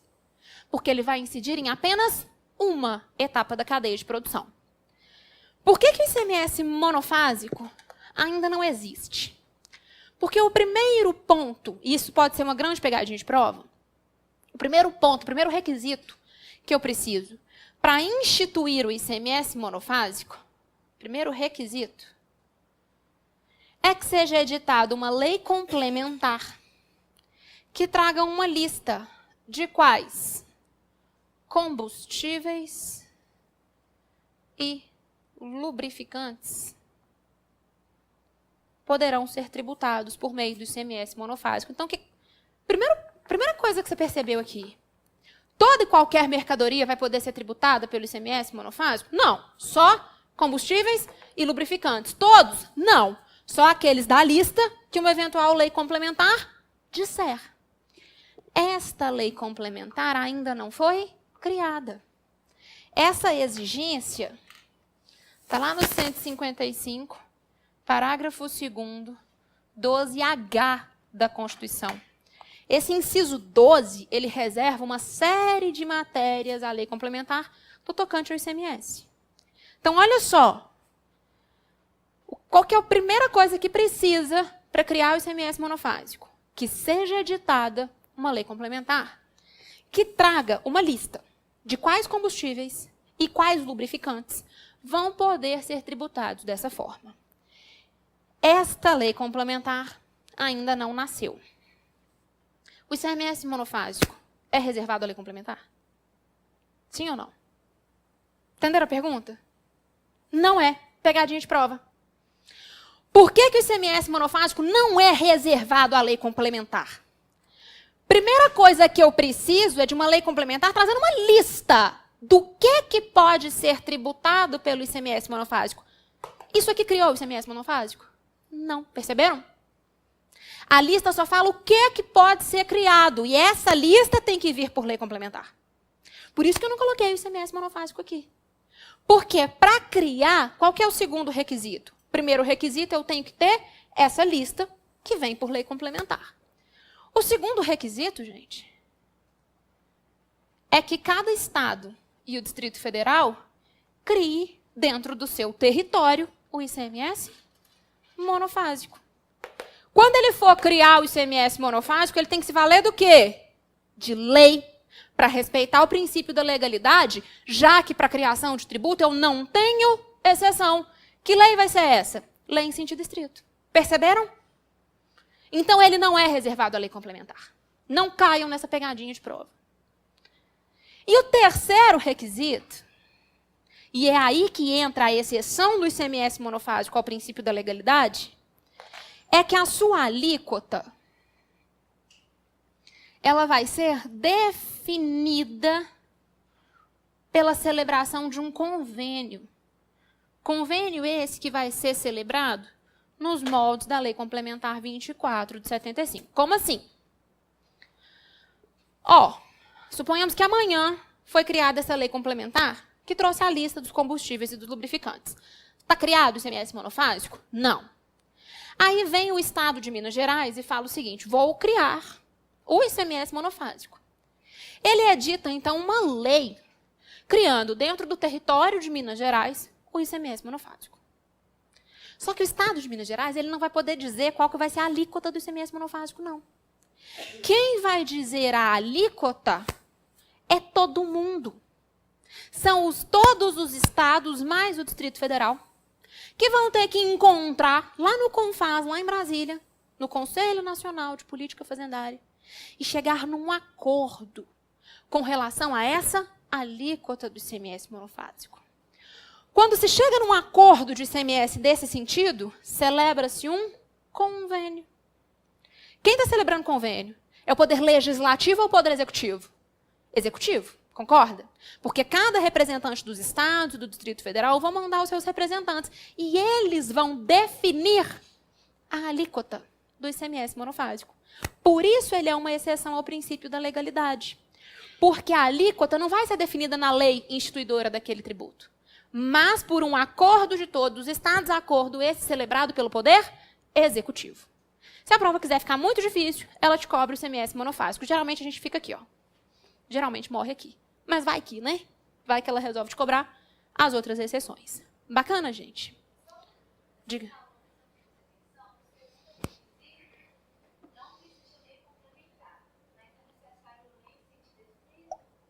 Vamos só recapitular os requisitos aqui online. Primeiro requisito, eu preciso de uma lei complementar trazendo a lista de quais combustíveis e quais lubrificantes vão poder ser tributados pelo ICMS monofásico. Feito isso, cada estado vai ter que editar a sua lei em sentido estrito, em atendimento ao princípio da legalidade, tudo que a gente já conversou até agora, para poder criar dentro do seu território o ICMS monofásico. Mas essa lei não vai poder definir a alíquota desse ICMS monofásico, uma vez que essa é a exceção ao princípio da legalidade. Ela vai ser definida por meio da assinatura de um convênio. Ok? De exceção tá bom, né? Vamos falar agora de outras observações aqui do princípio da legalidade. Por que eu estou perdendo muito tempo no princípio da legalidade? Porque ele cai muito em concurso de procuradoria e o CESP gosta bastante. Tem 3 princípios que vocês vão ver que eu vou demorar um pouco mais com vocês, que o CESP ama. Princípio da legalidade, irretroatividade e anterioridade. Esses costumam cair muito, tanto em primeira quanto em segunda fase de concurso de procuradoria. O tributário ele é a menina dos olhos, né, dos concursos de procuradoria e advocacia pública. Ok, as exceções?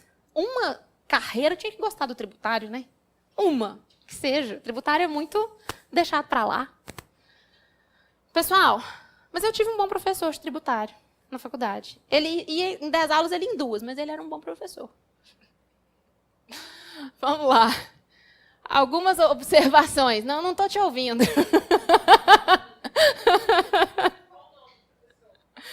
Você é de lá, você sabe quem ele é. Formei na UFMG.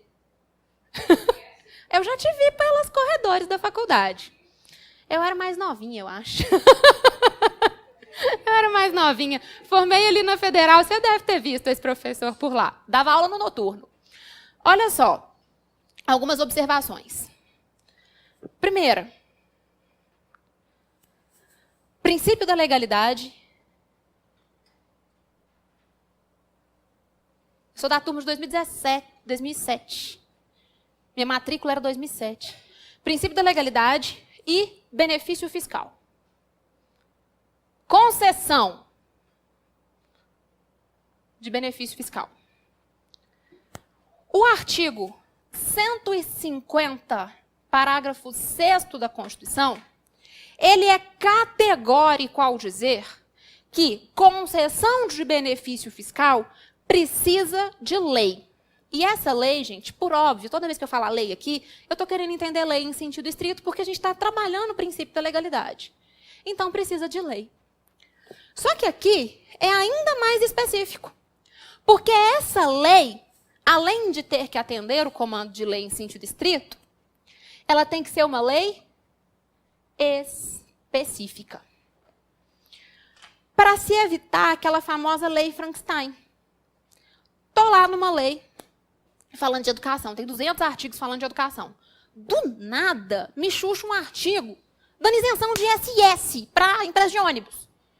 É muito mais fácil passar essa isenção despercebida do que se eu estiver debatendo o assunto ISS.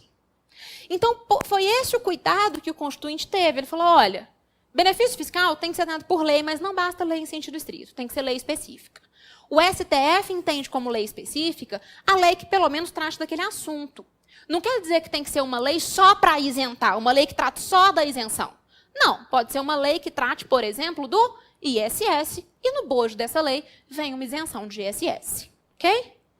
Essa observação é mais tranquila. Próximo. Já ouviram falar da teoria da norma jurídico-tributária? Tributaristas, quando não tem nada para fazer, eles inventam teoria das coisas. Todo jurista, né? Teoria da norma jurídico-tributária. A pessoa precisa de uma tese de mestrado, de doutorado, ela começa a inventar moda. O que é essa teoria da norma jurídico-tributária? A norma tributária ela pode ser dividida em 2 grandes blocos. O primeiro bloco é o que se chama de hipótese de incidência. Livro famosíssimo aí, hipótese de incidência da norma tributária. É um saco de ler. É muito chato, porque ele é feito em tópicos. Não sei para que fazer um livro em tópicos, gente. Faz em parágrafo, mas ele é em tópicos. Mas a teoria dele é importante. Teoria da norma tributária. Primeiro bloco, hipótese de incidência. Segundo bloco dessa norma tributária, chamado de mandamento ou consequente. O CESP ama isso aqui. O CESP ama a teoria da norma tributária. Cada um desses grandes blocos tem os seus critérios ou aspectos. A hipótese de incidência, ela tem os aspectos material,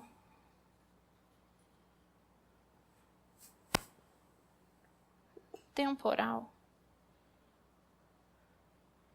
espacial e pessoal. Vamos pegar, por exemplo, o IPTU e dissecar aqui dentro, para vocês entenderem o que é cada um desses critérios. Está lá escrito, na lei, que considera-se ocorrido o fato gerador do IPTU, todo dia 1º de janeiro daquele ano, quando eu tiver um imóvel localizado na zona urbana do município. Vai cobrar de quem? Do proprietário. Pegamos aquela situação narrada na lei, na hipótese de incidência, e dissecamos nos seus aspectos. Aspecto material é ser proprietário de um imóvel. Espacial, localizado na zona urbana daquele município. Quando que esse fato gerador vai acontecer? Temporal, todo dia 1º de janeiro. Já que o IPTU é um tributo periódico, ele recebe a classificação de tributo periódico instantâneo. O que é um tributo periódico? É aquele que se renova. Mas ele é periódico instantâneo porque ele tem aquele fato gerador delimitado ali. Ele acontece uma vez por ano. E o critério pessoal? Quem vai pagar esse IPTU? O proprietário daquele imóvel e vai pagar para quem? Para o município. Os critérios pessoais. Vocês conseguem ver que se acontecer todos os critérios, todos os aspectos da hipótese de incidência, vai nascer o fato gerador do tributo? Qual conclusão que a gente consegue chegar, então, com relação a todos os aspectos da hipótese de incidência da norma tributária e uma relação com o princípio da legalidade, gente? Todos dependem de lei em sentido estrito. Todos esses aspectos, todos esses critérios da hipótese de incidência dependem de lei, sentido estrito. Por quê? Se o fato gerador de um tributo, se aquela situação narrada na lei que caracteriza o fato gerador de um tributo tem que decorrer da lei, toda a sua estrutura normativa tem que estar na lei em sentido estrito. Se tudo isso acontecer, então, nasce o fato gerador. Ocorrido o fato gerador, a gente passa para a análise do mandamento ou do consequente. Por isso que ele chama consequente. Só vou analisar depois que tiver acontecido a hipótese de incidência daquele tributo. Tá claro? O mandamento ou consequente também tem os seus aspectos ou seus critérios. Nós temos o aspecto quantitativo, o aspecto operacional e o aspecto pessoal de novo. O aspecto quantitativo, ele vai me dizer a base de cálculo e a alíquota daquele tributo. Para a base de cálculo, tem exceção do princípio da legalidade? Não. Lembra que após a Constituição de 88, todas se referem a algumas alíquotas? Então, base de cálculo, lei em sentido estrito. E a alíquota? A alíquota depende, vou colocar um asterisco, porque eu tenho as exceções, que a gente já trabalhou. Fora dessas exceções, tem que estar na lei. Bacana? O que é aspecto operacional? Como? Onde? Quando pagar? Ah, você vai pagar em até 5 vezes, se pagar à vista vai ter um desconto, você vai pagar na Caixa Econômica Federal até o dia 20 de fevereiro, por exemplo. São os aspectos operacionais daquele tributo. Aspecto operacional do tributo não precisa de lei em sentido estrito. Aspecto operacional depende de legislação tributária, que é um conceito muito mais amplo. O que eu quero dizer com isso? O aspecto operacional, de uma certa forma, não cai assim em prova. Mas, de uma certa forma, concorda que ele é uma exceção ao princípio da legalidade? Porque ele não precisa de lei. Pode vir uma portaria e dizer que o vencimento daquele tributo é no dia 10 de janeiro. E pior, pode vir uma outra portaria e antecipar o vencimento desse tributo e ele sequer vai respeitar o princípio da anterioridade. Vamos ver isso na próxima aula. Ok? Então, o aspecto operacional, ele não precisa de lei, em sentido estrito. Agora, o pessoal precisa, porque o que vai ser esse pessoal aqui? Se, por exemplo, vai ser atribuído responsabilidade tributária ou não, para um terceiro. Ou se eu vou respeitar exatamente o que está ali. Ou seja, aqui eu posso ter delegação, tanto de uma capacidade tributária ativa, por exemplo, o município é o... pegar o ITR é melhor. O ITR de competência da União. Gente, quem tem competência pode criar o tributo. Deixa eu fazer uma pergunta. Competência tributária pode ser delegada? Nunca, jamais. Isso cai muito em prova. Competência tributária é o poder de criar um tributo. Quem tem competência tributária online só pode criar o tributo. Quem tem competência pode criar, instituir um tributo. Competência tributária é indelegável. Não pode, de forma nenhuma, a União virar e falar: ah, não criei o IGF até hoje. Ah, eu vou dar ele para o estado do Rio de Janeiro, que está quebrado. Eu vou dar ele para o município de Belo Horizonte, que está em dificuldade. Não. Indelegável. É seu e pronto. Não quer criar, não cria. Mas você não vai dar ele para o seu coleguinha, não, porque ele é seu. Eu, Constituição, dei só para você. Muito feio você dar presente seu para os outros. Não pode. No tributário não pode, ele é indelegável. Como que isso cai? Misturando competência tributária com capacidade tributária ativa. Gente, isso aqui está lá no artigo 7º do CTN, que é muito mal redigido esse artigo. Esse artigo fala o seguinte: a competência tributária é indelegável, salvo as funções de arrecadar, fiscalizar e executar os tributos. Espera aí, ela é delegável ou não é? O que o artigo 7º quis dizer foi o seguinte: competência tributária, ela é indelegável. Um coleguinha que recebeu da Constituição não pode dar para o outro. A União não pode pegar o IGF dela e dar para o coleguinha dela. É só dela. A União não pode pegar o ITR e dar para o coleguinha dela. É dela. Mas tem um negócio chamado capacidade tributária ativa. Quem tem capacidade tributária ativa pode arrecadar, fiscalizar e executar um tributo em nome daquele que tem competência. Olha um caso clássico aqui que cai demais em prova. O ITR.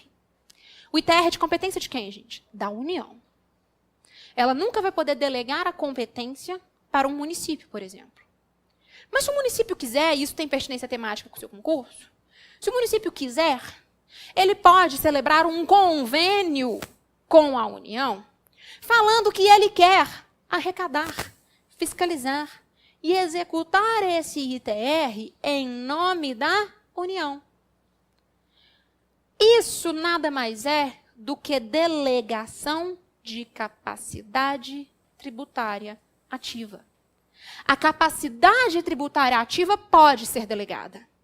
Competência, jamais. Para que o município vai querer ter esse trabalho? De arrecadar, fiscalizar e executar um tributo que não é dela? Porque ele vai ter um benefício.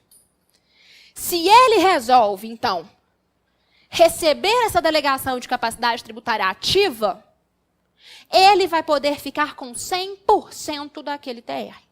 Se ele não fizesse nada, ele já teria direito a 50%, a título de repartição de receita. Então, por exemplo, o município de Belo Horizonte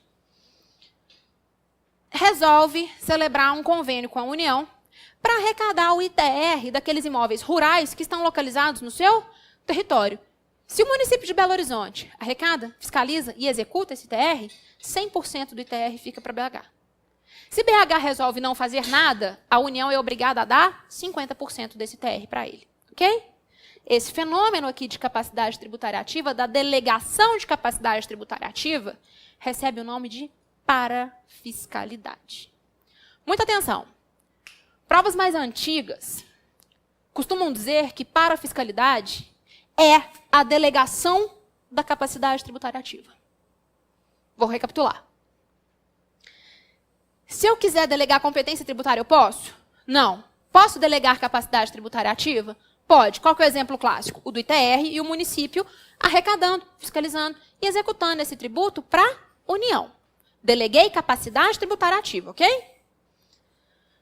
Quando ocorre essa delegação de capacidade tributária ativa, alguns doutrinadores costumam dizer que este é o fenômeno da parafiscalidade.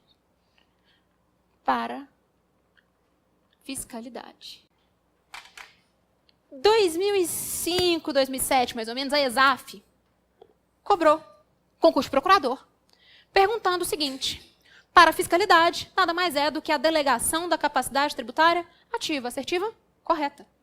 Essa é a versão clássica da parafiscalidade. Só que agora, a doutrina mais recente vem dizendo que parafiscalidade não deixa de ser essa delegação da capacidade tributária ativa. Mas ela acontece quando eu tenho essa, no fim das contas, quem está arrecadando vai ficar com o dinheiro. Perceberam? No caso do município aí arrecadando o ITR, sabe onde é muito comum parafiscalidade? Contribuições de conselho de classe, as anuidades que se paga para conselhos de classe, como, por exemplo, engenharia, como, por exemplo, médico, todas menos a OAB. Todas as anuidades têm natureza jurídica de tributo, menos a OAB. Presente que o STJ deu para ela. A OAB não é. O resto toda é. O dinheiro fica para quem? Para essas entidades. Para elas poderem atingir os seus objetivos institucionais. Mais recentemente, o CESP, em 2012, perguntou: parafiscalidade acontece quando aquele ente que arrecada o tributo fica com o valor para realizar os seus objetivos institucionais e a assertiva foi considerada correta. Ok? Fecha esse parênteses aí que a gente fez de competência e volta para cá. Por que eu comecei a falar de competência? Porque a gente estava dissecando o ITR. Tudo isso para chegar aqui, ó. Por que o aspecto pessoal ele se repete? Porque aqui, no mandamento, pode haver delegação de capacidade tributária ativa. Perceberam? Por isso que eu dei essa volta toda, para que a gente consiga fechar essa teoria da norma tributária. O que eu quero que fique claro aqui? Todos os critérios da hipótese de incidência da teoria da norma tributária dependem de lei em sentido estrito. Porque se eles acontecerem, eu tenho o fato gerador do tributo. Já no mandamento, o aspecto quantitativo, base de cálculo e alíquota, a base de cálculo depende de lei em sentido estrito, e a alíquota eu tenho algumas exceções. Aspecto operacional, como, onde, quando pagar, eu não preciso de lei em sentido estrito. E o aspecto pessoal, eu preciso. O aspecto pessoal, ele vai dizer quem paga, paga para quem, então eu preciso de lei em sentido estrito, ok?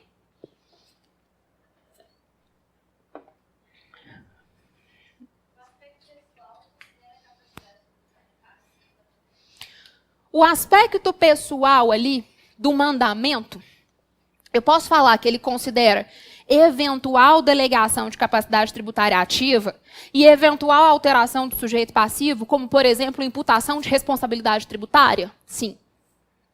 Ok? Sim, para definir sujeito passivo eu preciso de lei em sentido estrito. Bacana? Só mais uma, a gente está acabando legalidade. Vocês estão de saco cheio da legalidade já, né? Está acabando legalidade. Próxima observação é a seguinte. Eu tenho dois tipos de obrigação no direito tributário. No direito tributário, de acordo com o artigo 113 do CTN, eu tenho a chamada obrigação principal. E no parágrafo 2º do 113, eu tenho a chamada obrigação acessória. Gente, obrigação principal, vocês podem relacionar sem medo de errar a pagar. Toda vez que você tem que dar dinheiro para o cofre público, obrigação de dar dinheiro, de pagar, isso é uma obrigação principal. Obrigação principal, então, é tributo ou multa. Porque as únicas duas coisas que eu pago no direito tributário são tributo ou multa, ok? Obrigação acessória é uma obrigação instrumental. Melhor seria se o CTN tivesse chamado essa obrigação de instrumental. Porque a gente tem aquele ranço do direito civil, que no civil, o acessório segue o principal. No tributário, não. No tributário, isso não existe. No tributário, obrigação principal e obrigação acessória são completamente independentes. São completamente autônomas uma da outra. São independentes. Obrigação acessória, ela vai se caracterizar numa obrigação de fazer ou não fazer alguma coisa. Essa coisa vai ser sempre no interesse da fiscalização. Sempre. Exemplo de obrigação acessória. Para que você acha que você tem um CPF? Não se faz nada no Brasil sem um CPF. Meu marido é italiano. Quando ele veio para cá, ele veio fazer intercâmbio. Aí na faculdade falaram com ele que era facultativo ter um CPF. Ele não se preocupou em fazer um CPF. Quase que ele não faz matrícula na UFMG porque ele não tinha um CPF. Porque a primeira coisa que você tem que botar lá é o seu CPF. Tudo no Brasil a gente depende de CPF. Por quê, gente? Por meio do CPF, o fisco consegue cruzar informações. Por meio do CPF, por exemplo, ele consegue te colocar na malha fina ou não.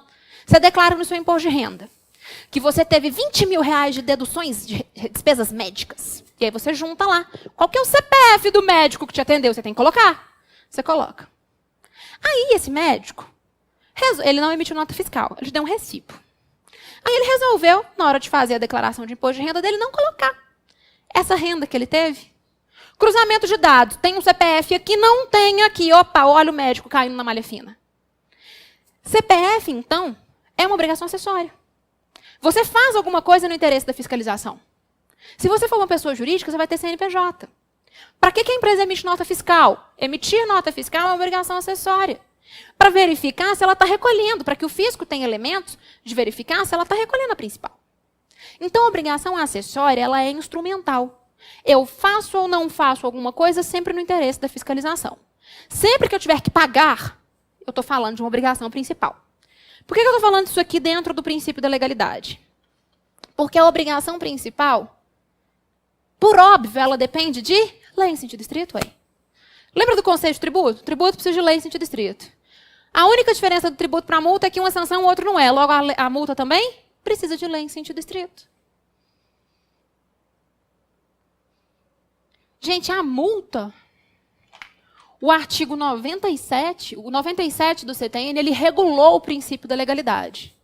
Lá no inciso 5º, ele foi categórico ao dizer que a multa precisa de lei para ser criada. Ok? Agora, a obrigação acessória não precisa não, gente. Obrigação acessória, ela decorre da legislação. Isso está até expresso lá no parágrafo 2º do 113. Como que isso pode cair? Presta muita atenção. O município de Belo Horizonte resolveu criar o ISS. Tal criação de ISS foi feita por meio de lei. Tudo bem? Tudo bem. Meses depois, verificou-se que os contribuintes não estavam emitindo notas fiscais. Uma instrução normativa do município trouxe a obrigatoriedade de emissão de notas fiscais. Então, presta atenção no enunciado. Lei criou o ISS. Pouco tempo depois, verificou que os contribuintes não estavam emitindo nota fiscal. Uma instrução normativa criou essa obrigação de emitir nota fiscal.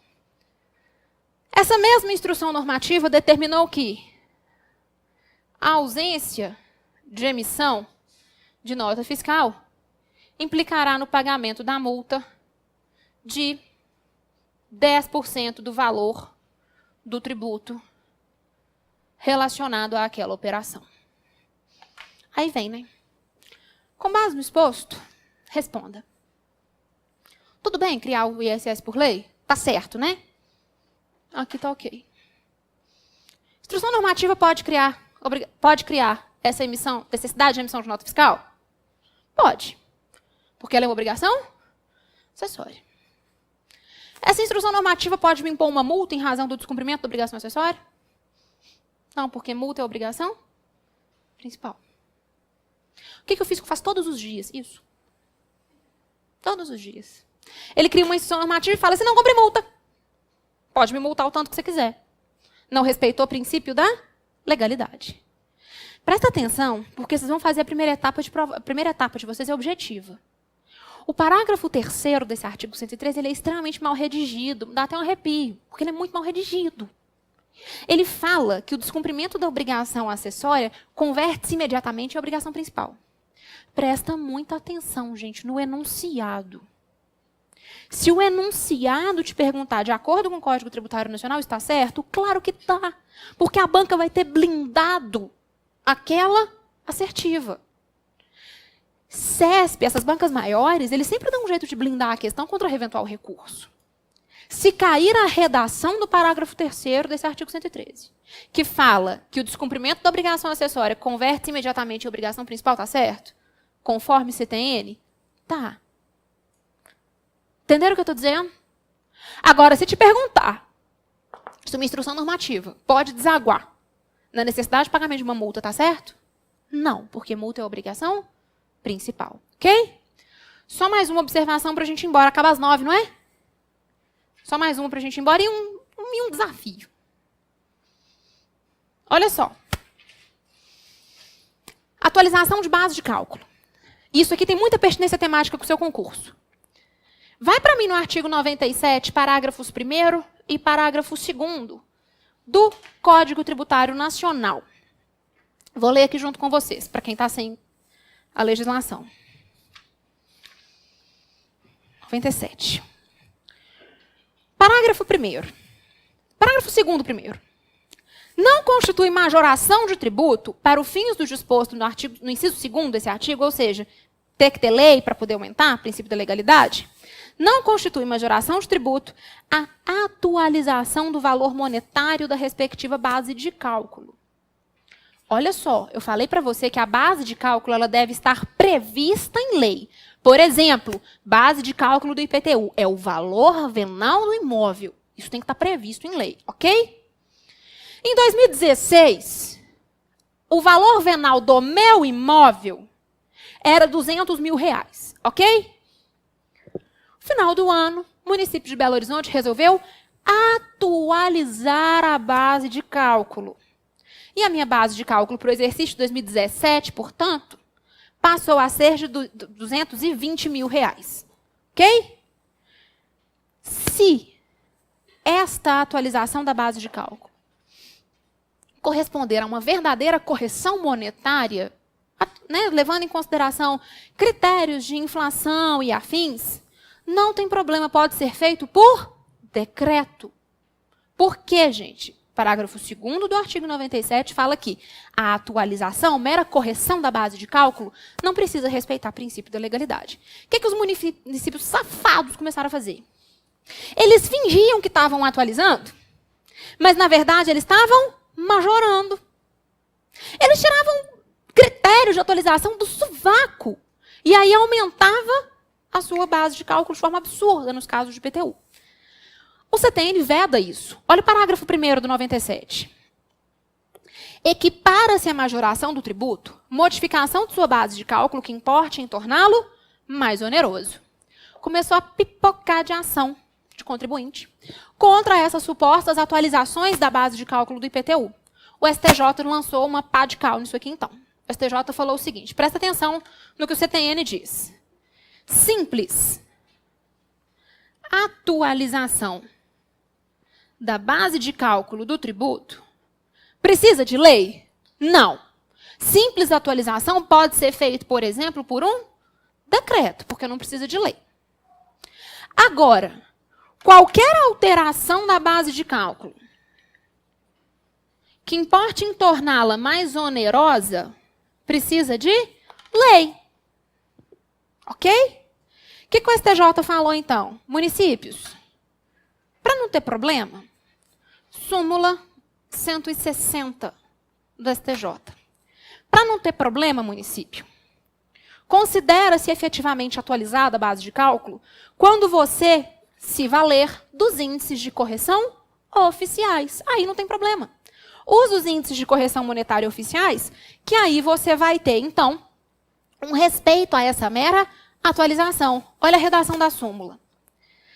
É defeso ao município atualizar o IPTU, mediante decreto, em percentual superior ao índice oficial de correção monetária. Faz uma interpretação contrário senso. Quer usar decreto para atualizar a base de cálculo? Valha-se dos índices oficiais de correção. Bacana? Gente, último ponto antes da gente ir embora. Olha como que as bancas estão ficando cada dia mais inteligentes. Olha essa questão que caiu. Caiu para procurador estadual, mas nada impede que caia no concurso de procurador municipal. A questão conjugou direito constitucional puro com direito tributário.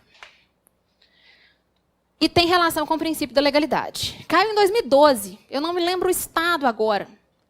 Mas procurador estadual de 2012.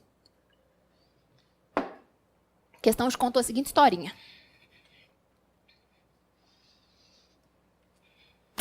O legislativo, o poder executivo estava precisando que um determinado tributo, que ele tem competência, fosse editado. Mas é o poder executivo que edita tributo? Não, é o legislativo que eu preciso de lei.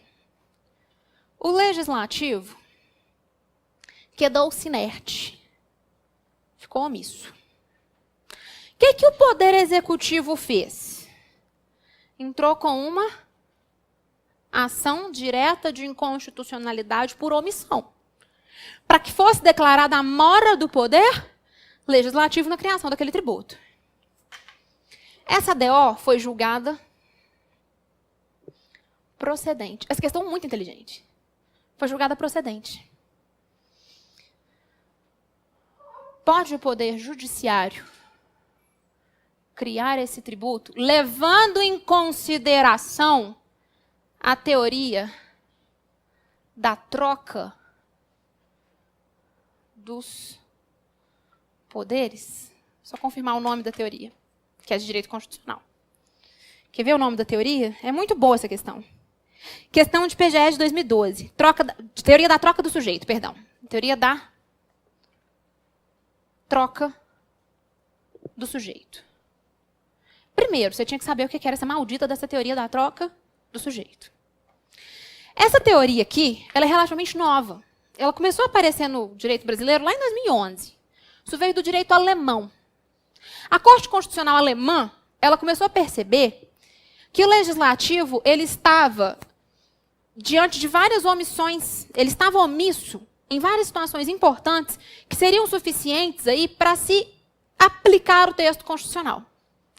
Diante dessa omissão, a Corte Constitucional alemã começou a entender que haveria legitimidade aqui, uma legitimidade superveniente para se trocar o sujeito constitucionalmente competente para realizar aquele ato que o sujeito anterior ficou omisso. Entenderam?